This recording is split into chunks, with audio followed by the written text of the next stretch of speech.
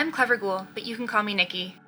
Welcome back to the channel! Recently I saw that production company A24 released these tree toppers. They had the Dani from Midsommar last year, but they just made Pearl from the X trilogy for this year, and I love them so much. They're so cute, and as much as I want both of them, I don't want to spend $50 on a tree topper. Not saying they're not worth it, not saying they're not well made, but I was thinking to myself, maybe I could make my own. Now, I didn't want to outright duplicate making Pearl or Dani, so I wanted to think of another Scream Queen to honor. And almost instantly it occurred to me that I needed to make this as Carrie White from Carrie, complete with light up pig's blood bucket. Again, the A24 versions are beautiful and they're fully felted, which is a skill I don't possess yet, and I don't really have the materials for anyway. And since I've been sick the last week and a half, I really wanted to make this with just the stuff I had at home, so that's what I did. I raided my crafting supply stash and some trash as well. This is less of a tutorial and more of a walk through my process with me, so with that being said, let's get into it.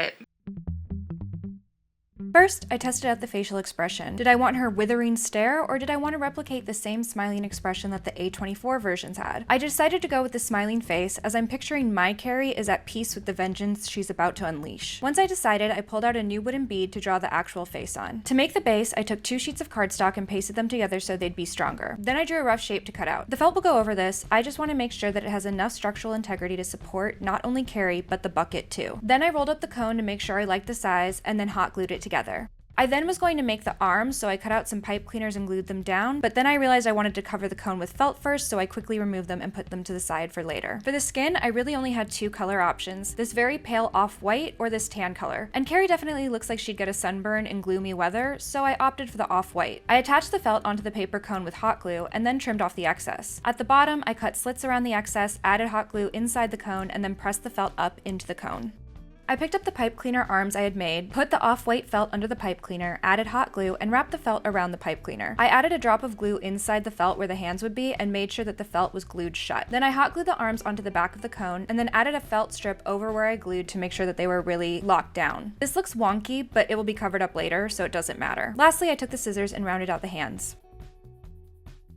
To make the dress, first I roughly drew out the neckline and front piece of the dress. I then cut out a larger piece of felt, glued it down to the back, and wrapped it around. This will act as the back and sides of the dress. Then I glued down the front of the dress at the top, trimmed off the excess, and then glued the dress down, making sure every edge was secure. I then trimmed down the neck felt, attached the head, and then cut out a little halter neck strap and glued that down. Then I cut out a sash with white felt and hot glued it down around Carrie. Now it's time for hair. I've had this yellow yarn left over from a knitting project from at least 10 years ago that I knew would be perfect. I cut a long piece, much longer than I needed, folded it in half, and glued it down onto the head. You can see there is a filament that wraps around the main fibers to create that wavy texture. I would cut that and then carefully open up the yarn a bit so it looked more like hair. I repeated this until the bead was covered. Then I gave her a haircut and hot glued some of the strands in place. To make sure the hair really stayed together, I sprayed it with glued hairspray. While the spray was still wet, I smoothed it down with my hand, just making sure the hair was really locked in place. For the tiara, I cut a piece of silver pipe cleaner, twisted it around to get a center spike, and to make it look a little bit more like a crown and less like Princess Bubblegum from Adventure Time, I cut out another piece of that pipe cleaner and glued it down. Now there's 3 spikes. To make the base of the bucket, I washed out a juice shot bottle that was going to be recycled, cut it with my heat knife, and then removed the bottom, also with the heat knife. Just a notice here that if you ever use a heat knife, be extremely careful because these are so hot and can do some real damage. I then sanded any of the jagged edges off. I cut out 2 chipboard strips and glued them together. This will sit inside the bucket to hold the light. Then I attached the base of the light. This screws on and off, which means I can change out the battery or light in the future. Then I glued the strip into the bucket. I covered the whole thing in chipboard and then covered that in aluminum foil. I cut out a piece of armature wire to make the handle and then hot glued that on. I don't think it would make much sense to not show the pig's blood pouring out of the bucket. So I cut a long red balloon in half, the kind you would use for balloon animals, taped it down to the table, and added some streaky burgundy paint on top to add in more depth, and once dry, attached it to the bucket. I started adding sparkly red pipe cleaners, you know, to keep the gore festive, but then I realized I needed to be more focused on the piece that would attach the bucket to Carrie. So I cut out another piece of armature wire and wrapped a red balloon around it, hot glued that down, and then added paint to match the previous piece. Then I attached the piece to the bucket and then glued it down in a few different places onto Carrie. I also sewed part of it onto Carrie so it was really locked in. Once that's set, I cut out more glittery red pipe cleaners and attached them to the bucket for the festive blood splashes. I really could have left it here, and it could have been Carrie moments before the blood hits her, like in the movie. But I just think it would be better if the blood was running down all over her. First, I took some of that excess burgundy paint I had used and just lightly flicked it on over the body and face. Then I mixed together clear Elmer's glue and red food coloring, and then I stood her up and poured the mixture all over her. I then left her to dry for 24 hours, which means it's time for the reveal.